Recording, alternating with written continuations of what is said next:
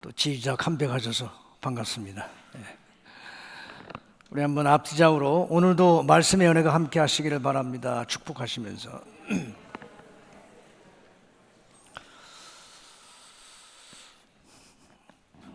예수님께서 세례를 받으시고 성령이 임하신 후에 광야에서 마귀에게 시험을 받으셨지만 모두 물리치셨습니다.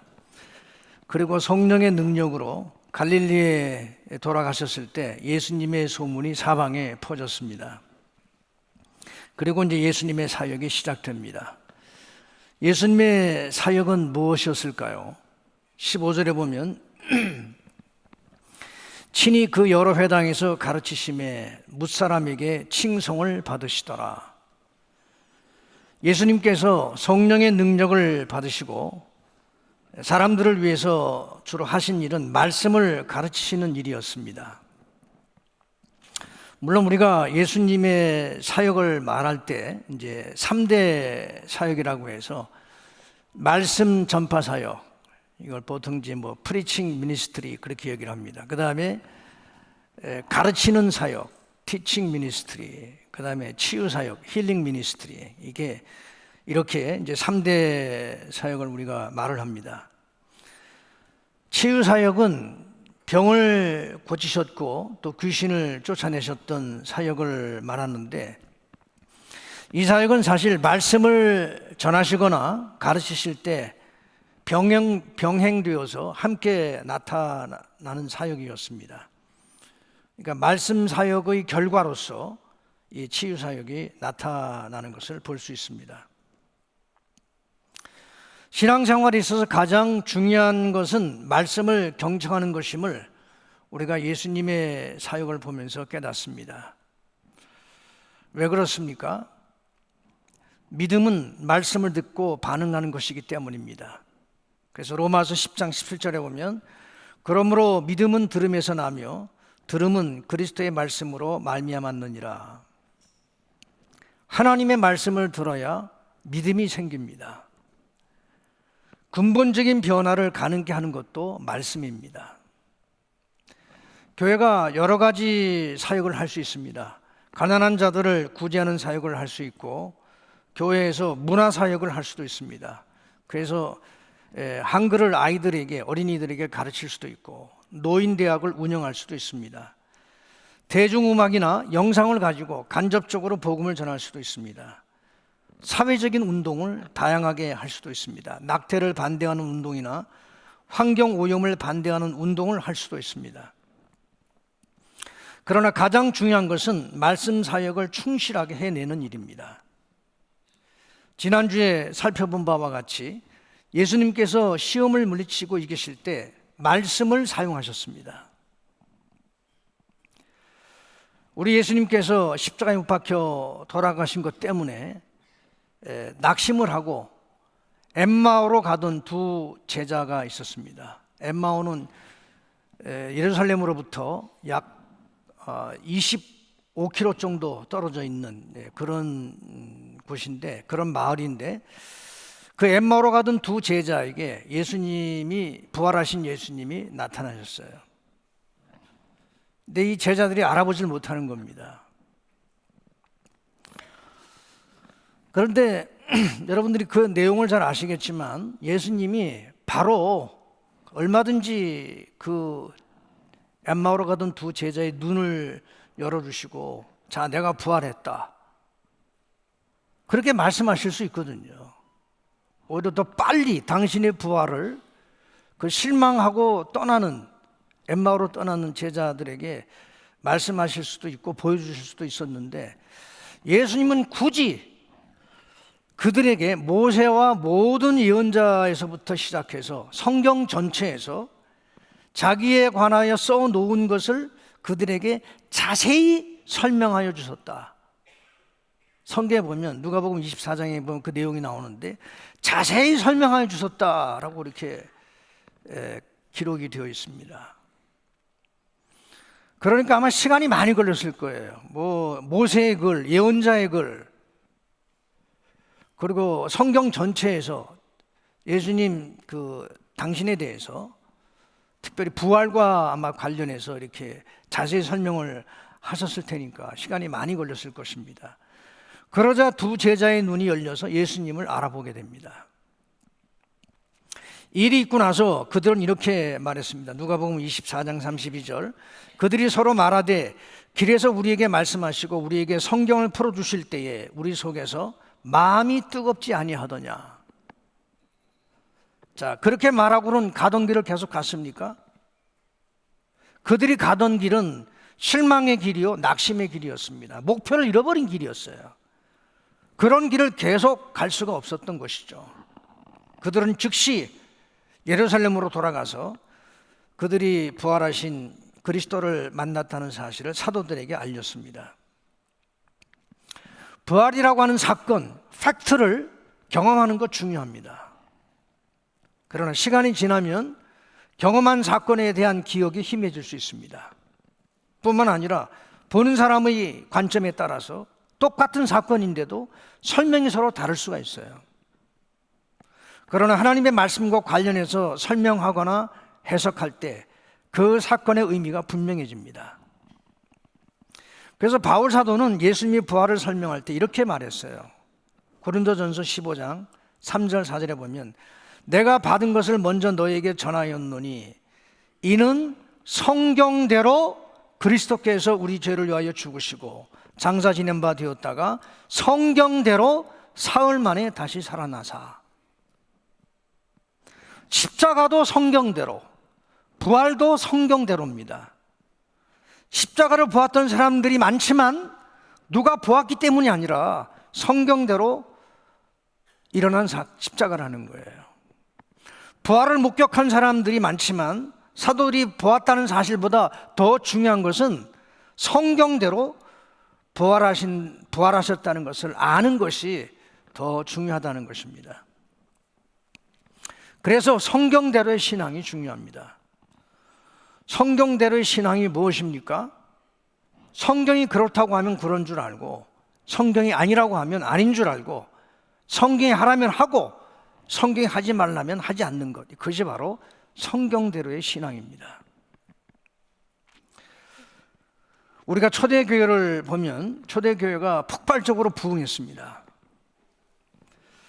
근데 잘 아시는 바와 같이 그 시대는 사실 굶주리는 사람들이 많았거든요. 경제적으로 굉장히 어려운 그런 시대입니다. 그래서 먹는 것이 해결되지 않은 그런 사람들이 굉장히 많았던 시대입니다. 그래서 구제가 이제 교회의 중요한 사역으로 대두가 됐습니다.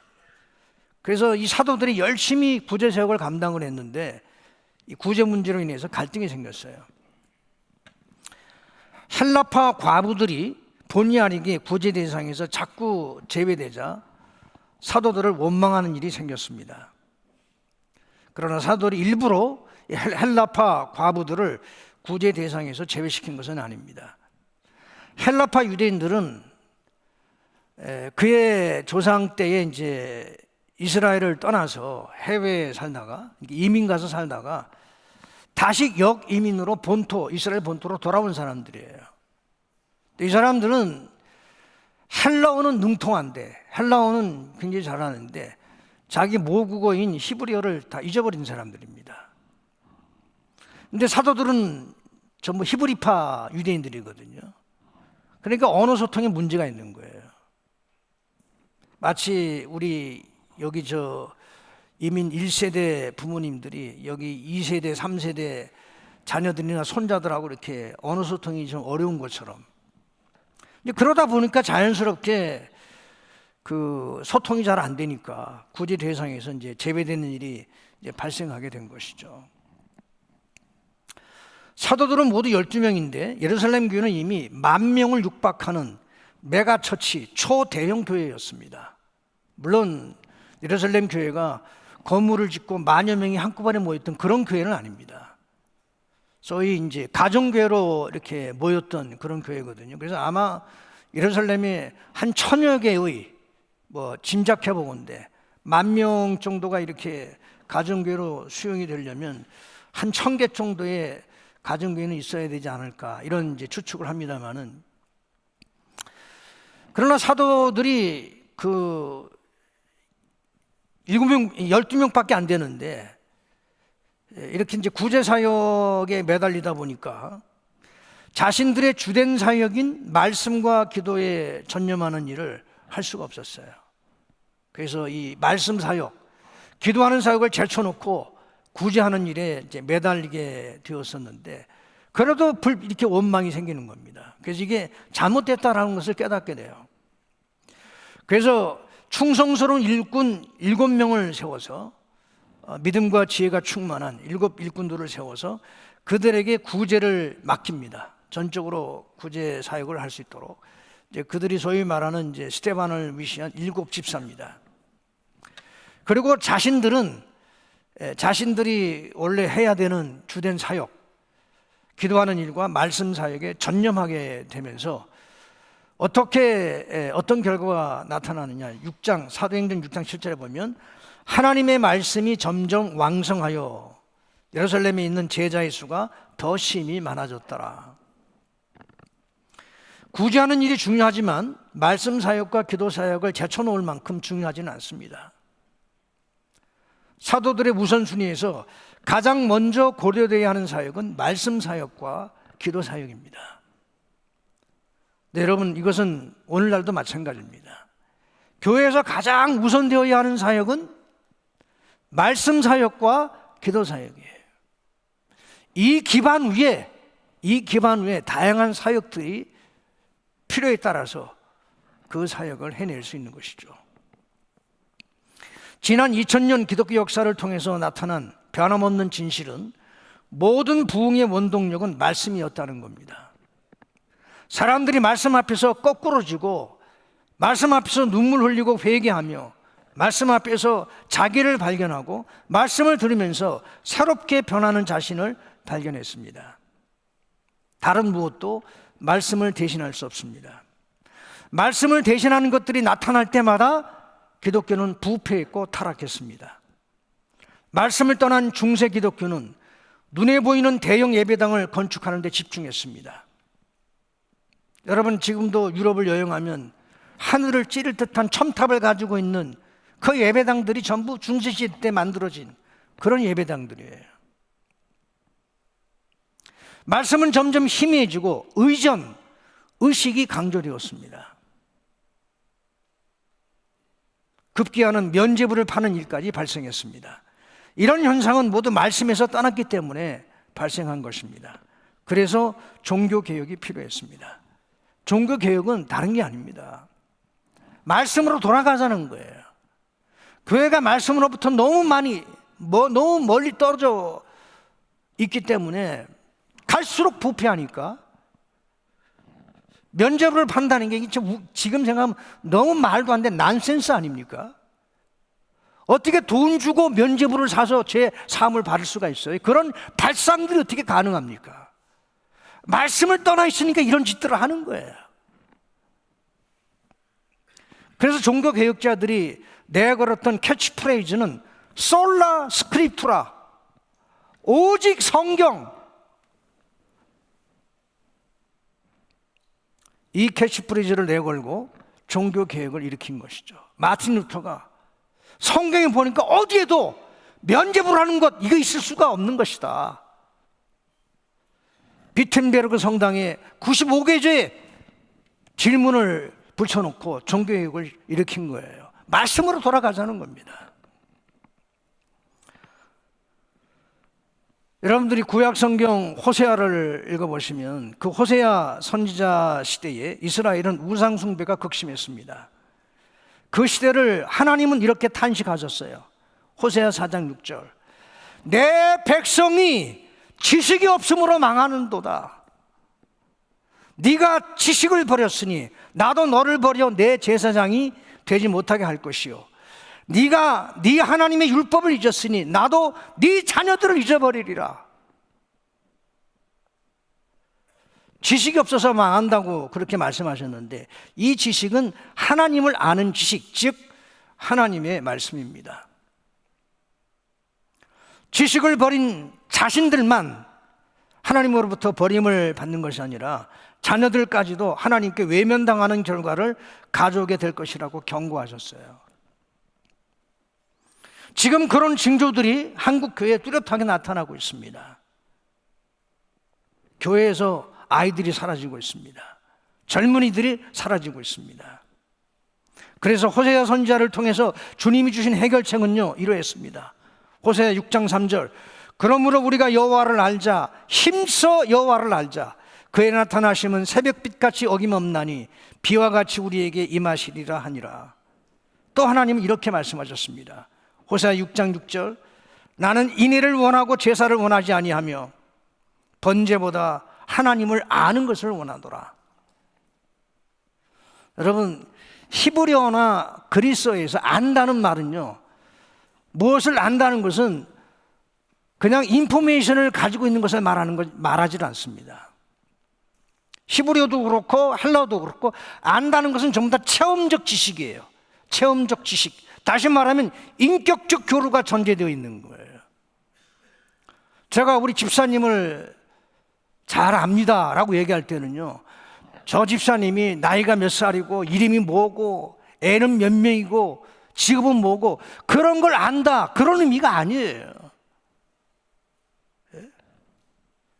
저는 예를 들어서 뭐 요즘 이제 그 애들이 자기가 좋아하는 뭐 스포츠 스타라든지 연예인들 이렇게 인포메이션 아주 바싹하게 알고 있습니다. 뭐 예를 들어서 프리미어 리그의 우리 축구 선수들 줄줄 이름 다 꿰고 있고요.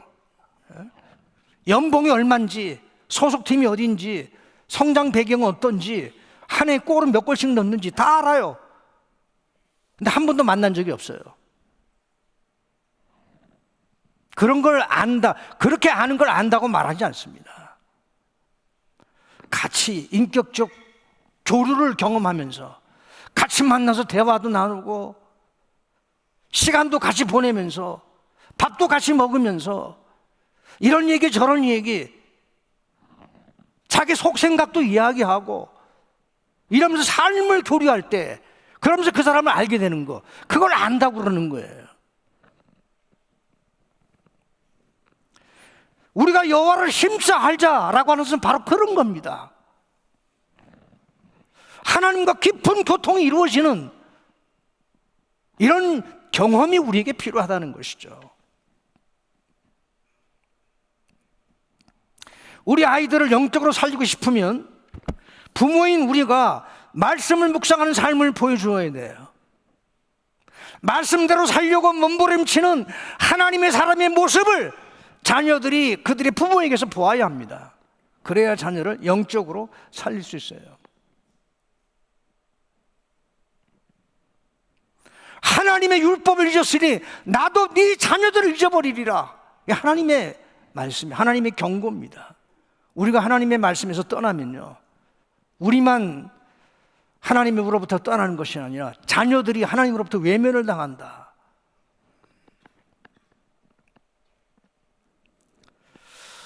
예수님의 사역이 왜 말씀 사역입니까? 말씀이 사람을 살리기 때문입니다. 말씀이 사람의 운명을 바꾸기 때문입니다. 말씀이 죄를 이기기 때문입니다. 말씀이 세상을 이기기 때문입니다. 동의하시면 아멘. 예수님은 당신께서 살아나신 곳 나사렛을 방문하셨습니다. 이제 예수님의 명성은 나사렛에서도 널리 알려져 있었습니다. 사람들은 기대하는 마음으로 회당에 몰렸습니다. 예수님이 회당에 들어오셨을 때 사람들은 예수님에게서 무언가를 기대했습니다. 갈릴리의 다른 지방에서 행하셨던 그런 기적들을 기대했을 것입니다. 그들 중에는 예수님과 함께 자란 사람들도 있었을 것이고 예수님이 어린 시절을 잘 알고 있는 이웃집 사람들도 있었을 것입니다. 예수님이 회당에 들어가셔서 읽으신 성경은 이사야 61장 1절 2절 말씀이었습니다. 이 예언은 하나님께 범죄함으로 대적에게 짓밟히고 파괴된 이스라엘을 그 비참한 처지에서 구원할 인물을 앞으로 보내실 것을 약속하신 메시아 예언이었습니다. 그러므로 이 예언은 예수님의 사역을 설명하는 예언입니다. 예수님께서 이 말씀을 읽으시고 난 후에 이렇게 말씀하셨어요. 21절, 예수께서 그들에게 말씀하시되 이 글이 오늘 너희 귀에 응하였느니라. 이것은 이사야 예언에 대한 예수님의 해석입니다. 예수님보다 약 700여 년 전에 활약했던 이사야의 예언이 예수님을 통해서 실현되었다는 거예요. 그러면 예수님께서 하시는 일은 무엇이었습니까? 18절, 19절은 구체적으로 하실 일을 언급하고 있습니다. 주의 성령이 내게 임하셨으니 이는 가난한 자에게 복음을 전하게 하시려고 내게 기름을 부으시고 나를 보내사 포로된 자들에게 자유를, 눈먼 자에게 다시 보게 함을 전파하며 눌린 자를 자유롭게 하고 주의 은혜의 해를 전파하게 하려 하심이라 하였더라. 자, 이 말씀에, 이 예언의 말씀에 예수님께서 하실 일이 무엇인지, 예수님께서 앞으로 어떤 일을 하셨는지를 밝히고 있는데, 첫째, 가난한 자에게 복음을 전하셨다는 겁니다. 예수님은 실제로 가난한 사람들에게 복음을 전하셨습니다. 우리가 오병이어의 그 기적을 잘 알고 있습니다. 오병이어의 기적이 있었던 그 현장엔 사실 가난한 사람들이 대부분이었습니다. 여러분, 예수님께서 왜 굳이 그 벳사다 들녘에 저녁 때가 다 됐어요. 시장길을 느끼고 있습니다. 장정만 5천 명이에요. 근데 그 사람들을 왜 굳이 예수님께서 기적을 통해서 먹이려고 하셨을까요? 기적을 이렇게 한번 보여줌으로써 예수님이 어떤 분이신지를 한번 이렇게 과시하고 싶으신 마음이었을까요? 예수님은 당신을 과시하고 싶은 그런 생각이 조금도 없으신 분이세요. 예수님은 이 사람들을 굶기시기 싫었어요. 그냥 집으로 돌려보내면 대부분 다 먹지 못하고 굶주린 배를 가지고 잠자리에 들었을 사람들이 대부분이에요. 그래서 그들을 먹이신 거예요.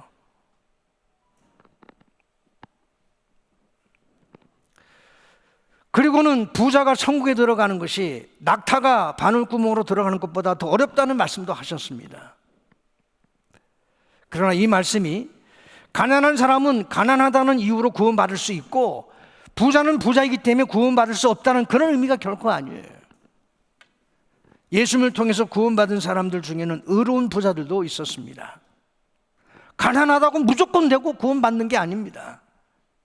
그런 의미에서 여기서의 가난은 영적인 가난을 의미합니다. 영적인 가난이 무엇일까요? 마음이 가난해지는 거예요. 마음이 가난한 것입니다. 마음이 갈급한 거예요. 마음이 무언가 세상의 것으로 채워지는 것이 아니라 무슨 물질이나 먹는 것이라든지 뭐 세상의 어떤 뭐 영광이라든지 세상의 명예라든지 뭐 지식이라든지 이런 걸로 채워지는 것이 아니라 영적인 이 빈 공간 상태가 있는 거예요. 영적인 갈급함을 느끼는 것입니다. 자신에게 채워져야 하는 영적인 무엇이 있음을 깨닫는 상태, 그것이 바로 영적인 가난입니다. 영적으로 채워져야 할 무엇이 있는데 그것이 채워지지 않아서 답답해하고 목말라 하는 것입니다. 그러나 이런 영적인 목마름이 대체적으로 물질적 어려움이나 여러 가지 생활의 어려움을 통해서 깨달아집니다. 그래서 물질적으로 가난한 사람 혹은 해결되어야 할 인생의 숙제를 안고 사는 사람이 영적으로도 가난하게 될 가능성이 훨씬 높아요. 제가 서울에서 목회를 할 때 지금으로부터 한 20년 전인 것 같아요. 제가 40대 후반, 막 50이 되었거나 아니면 40대 거의 그 후반에 그때쯤으로 추측이 됩니다만은 주일에 갑작스럽게 자기가 목사라고 이렇게 자기 신분을 밝히면서 그 주일 예배 전에 한 분이 저를 찾아오셨어요. 그리고는 자기가 예배 시간에 특송을 할 수 있게 해달라고 부탁을 하는 거예요. 근데 사실 그런 경우에 그런 부탁을 들어주지 않거든요. 일반 교회에서는 말할 것도 없고 저도 계획이 없이 갑자기 찾아와가지고 전혀 알지도 못하는 사람이 자기가 목사라고 그러면서 예배 시간에 특송할 수 있게 해주십시오. 근데 그 평상시 같으면 아마 제가 거절했을 것 같은데 뭔가 그 요청을 들어줘야 할 것 같은 그런 생각이 들어서 사실 그 근거 없는 그런 마음으로 사실 뭐 왜 들어줘야 되는지 저도 저한테 설명이 안 돼요. 그래서 들어줘야 될 것 같은 생각이 들더라고요. 그래서 허락을 해서 이제 예배 시간에 이분이 특송을 했어요. 근데 특송하기 전에 자기 자신을 소개하더라고요. 자기는 가난한 시골 교회를 목회하다가 병을 얻었대요. 아닌 게 아니라 이렇게 얼굴 굉장히 헬스하고 건강한 사람 같지는 않았습니다. 저보다는 나이는 많은데. 근데 한번 나이도 그렇다고 해서 되게 막 그 연세가 많이 든 그런 노인도 아니에요. 한 50대 한 중반 정도 이렇게 된 것 같은 이런 생각이 들더라고요. 그러니까 병이 들으니까 이제 목회를 못 하는 거예요. 더 이상. 그래서 어쩔 수 없이 정처 없이 이 교회 저 교회를 다니면서 이제 예배 시간 전에 찾아가서 특송하겠다고 부탁을 하고 미리 연락하고 하는 것도 아닙니다. 미리 연락하면 대부분의 교회가 거절한다고 그러더라고요. 뭐 당연히 거절하죠. 알지도 못한 사람이 가서 특송하겠다고 하는데 어떤 목사님이 그럼 오십시오 그렇게 말하는 분이 어디 있겠어요. 무작정 교회를 방문하고 목사님을 만나서 예배 시간에 특송하게 해달라고 부탁하면 뭐 거절당하는 수가 훨씬 더 많대요. 어쨌든 자기를 그렇게 소개하면서 이렇게 피아노를 직접 치더라고요. 치면서 이제 찬송을 부르는데 찬송가 492장이었습니다. 근데 그 찬송 2절 부르는데 2절이 제 마음을 때리는 거예요. 눈물 골짜기 더듬으면서 나의 갈 길 다 간 후에 주의 품 안에 내가 안기어 영원토록 살리로다. 열린 천국 문 내가 들어가 세상 짐을 내려놓고 빛난 멸류관 받아 쓰고서 주와 함께 길이 살리. 눈물 골짜기 더듬으면서 나의 갈 길 다 간 후에 주의 품 안에 내가 안기어 영원토록 살리로다. 열린 천국문 내가 들어가 세상 짐을 내려놓고 빛난 멸류관 받아 쓰고서 주와 함께 길이 살리. 잘 부르는 찬송 아니었습니다. 그러나 무언가 뭉클한 것이 올라왔어요. 눈물을 훔치지 않을 수 없었습니다. 그에게서 영적인 갈급함이 느껴졌고 그의 갈급함은 나도 갈급하게 만들었습니다. 그가 영적으로 참 가난한 사람이라는 것을 느낄 수 있었습니다. 저는 그날 그 찬송으로 큰 은혜를 체험했습니다. 그러나 사랑하는 성도 여러분, 아쉬울 것이 하나도 없는 사람들, 주로 부자들은요 하나님께 간절히 매달리지 않습니다. 아쉬운 것이 없기 때문입니다. 살아가는데 하나님의 도우심이 절대적으로 필요하다는 생각이 힘이에요. 인생을 살면서 굳이 하나님을 찾아야 할 필요를 절실히 깨닫지를 못합니다. 가난한 자에게 주님은 천국 복음을 들려주십니다. 수고하고 무거운 짐진 자들아 다 내게로 오라. 내가 너희를 쉬게 하리라. 세상에서는 너희가 환난을 당하나 담대하라. 내가 세상을 이기었노라. 둘째, 예수님은 포로된 사람들에게 해방을 선포하고 억눌린 사람들을 풀어주신다고 했습니다. 이 말씀이 나라의 독립을 잃고 식민지 백성으로 살아가는 이스라엘 백성들에게 정치적 독립을 되찾아주겠다는 의미가 아닙니다. 실제로 예수님은 이스라엘의 정치적 독립을 위해서는 아무것도 하시지 않으셨어요. 물론 예수님께서 정치적 자유를 위해서 무슨 일을 하지 않으셨다고 해서 정치적인 자유가 소용없다는 말은 결코 아닙니다. 우리는 정치적 자유를 빼앗겨 본 경험이 있습니다.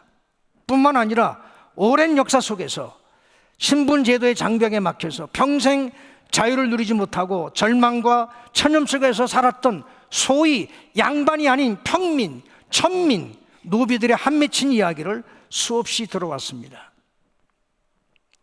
인간의 탐욕이 신분제도를 만들었습니다. 돈으로, 권력으로, 정복으로 인간을 종과 노예로 부리고 싶어 한다는 것, 이것이 전형적으로 타락한 인간의 모습입니다. 지금도 가진 자들의 갑질을 보면 크게 다르지 않다는 생각을 하게 됩니다. 예수님 말씀하시는 해방의 의미는 참 자유를 잃어버린 인간에게 자유를 주시겠다는 겁니다. 오늘날 우리는 법이 보장하는 자유, 정치적인 자유를 누리고 있습니다. 그러나 그것이 참 자유를 의미하지는 않습니다.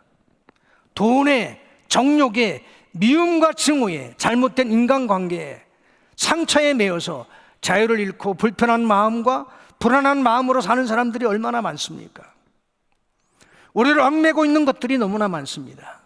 가해자도 피해자도 모두 자유를 잃은 채 불편하게 불안하게 살아가고 있습니다. 트라우마가 바로 그런 거잖아요. 트라우마를 가지고 있으면 그 사람은 자유가 없는 사람이에요. 그리고 그곳에는 항상 치유되지 않는 깊은 상처가 여전히 자리 잡고 있습니다. 삐뚤어지고 무너진 인간관계를 보면 모두 자기 고집, 자기 논리, 자기 주장, 자기 합리화에, 자기의 욕심에 묶여 있습니다. 그런 곳에는 자유가 없습니다. 도대체 사람들이 왜 자유를 잃어버렸습니까? 그것은 바로 죄 때문입니다. 사람은 모두 죄 사슬에 묶여 있습니다. 잘난 사람도 못난 사람도, 강한 자도 약한 사람도, 가해자도 피해자도 모두 죄에 묶여 있습니다. 그런데 사람은 자신의 힘으로 결코 죄의 사슬을 풀어낼 수 없어요. 오직 예수님만이 우리를 죄로부터 풀어내실 수 있습니다. 그래서 주님은 말씀하시기를 진리를 알지니 진리가 너희를 자유케 하리라, 그렇게 말씀하셨습니다. 그런 의미에서 이 세상에서 가장 위대한 해방은 하나님을 모르는 사람들이, 하나님을 모르던 사람들이 하나님께로 돌아오는 해방입니다. 세 번째로 우리 주님께서는 눈먼 자에게 다시 보게 됨을 전파하셨습니다. 희년의 선포는, 희년은 50년마다 해방이 선포되는 것입니다. 단순한 해방의 선포가 아니었습니다. 예수님이 해방을 선포하셨을 때 치유와 회복의 역사가 함께 이루어집니다. 그래서 실제로 많은 사람들이 치유를 받았습니다. 각색병들이 나았습니다. 불치병들이 치유되었습니다. 귀신들이 쫓겨나갔습니다. 그러나 무엇보다도 중요한 것은 영적인 치유입니다. 영적으로 눈먼 자들이 다시 보는 것입니다. 하나님을 보지 못했던 자들이 다시 하나님을 보게 되는 것입니다. 죄가 무엇인지 알지 못했던 자들이 죄를 다시 보게 되는 것입니다. 육체의 질병이 낫는 것보다 더 중요한 것은 영혼의 질병이 낫는 것입니다. 영혼의 질병이 낫는다는 것은 죄 사함을 받는 것을 의미합니다. 예수님은 중풍병이 낫고자 하는 자, 중한 중풍병자였습니다. 이 사람을 그의 친구들이, 그의 지인들이 예수님 앞에 데리고 나왔을 때 그 사람에게 한 말은, 제일 먼저 하신 말씀은 소자야 내 죄 사함을 받았느니라. 병을 낫고자 나왔지만 그에게, 병 낫고자 하는 그에게 주님이 제일 먼저 하신 말씀은 소자야, 작은 자야, 너의 죄 사함을 받았느니라. 영혼의 질병이 낫는 일은 죄를 용서받는 것과 동시에 성령 하나님의 치료의 손길을 경험하는 것입니다. 예수님은 죄만 용서하신 것이 아니라 중풍병자에게 들 것을 들고 걷게 하셨습니다. 나병 환자의 환부에 손을 대시고 치유를 선포하셨습니다. 38년 된 병자에게 그가 아파 누워있던 침상을 들고 걷게 하셨습니다. 이 치유는 단순히 육체의 질병이 고침을 받는 것 이상입니다. 육체의 질병은 몸만 아픈 것이 아니라 정신적 고통과 본질적인 고독, 소외감, 두려움을 가져옵니다. 더군다나 예수님 시대의 불치병은요, 그것이 단순히 육체적인 문제가 아니었어요. 하나님의 저주를 받았다고 사람들이 정죄를 했습니다. 그러므로 단순히 병으로 끝나는 게 아니라 저주요, 절망이요, 끝이 없는 어두움입니다. 희망의 새벽이 없이 어두운 고통의 밤이 이 세상 끝날 때까지, 생명에 닿을 때까지 계속되는 그런 병이 바로 고질병, 불치병이었습니다. 절대적인 절망이었습니다. 그런데 예수님의 치유는 이런 저주를, 이런 절망을, 이런 두려움을 깨트리고 날려버리는 인생 역전을 가져오는 치유였습니다. 오늘도 이런 치유의 역사가, 이런 치유의 은혜가 주의 이름을 부르는 모든 자들에게 임하게 되기를 예수님의 이름으로 축원합니다. 설교가 끝난 거 아니에요. 자, 예수님의 설교를 들은 나사렛 사람들의 반응은 어땠습니까? 22절에 보면 이 사람은 요셉의 이 사람은 요셉의 아들이 아닌가? 사람들은 예수님 말씀을 들을 때 분명 감탄했고 은혜로운 말씀에 놀랐습니다. 그런 이상하게 거부했어요. 기뻐하지 않았습니다. 왜 그랬을까요? 예수님을 인간적으로 생각했기 때문입니다. 편견으로 예수님의 가르침을 거부했습니다. 자기들이 생각했던 것과는 너무나 다른 메시아였기 때문입니다. 자기들이 기대했던 메시아는 다윗 같은 사람이거든요.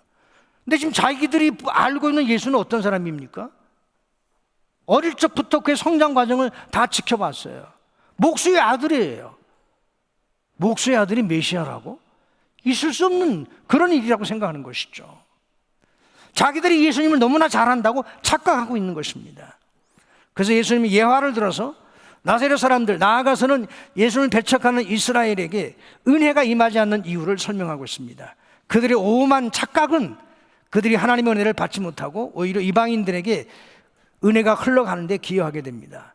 엘리야 시대에 이스라엘에 과부들이 많았지만 정작 엘리야가 보냄을 받은 과부는, 그래서 그 엘리야를 섬겼던, 그래서 하나님의 은혜를 크게 경험했던 과부는 이방인인 사렙다 과부였습니다.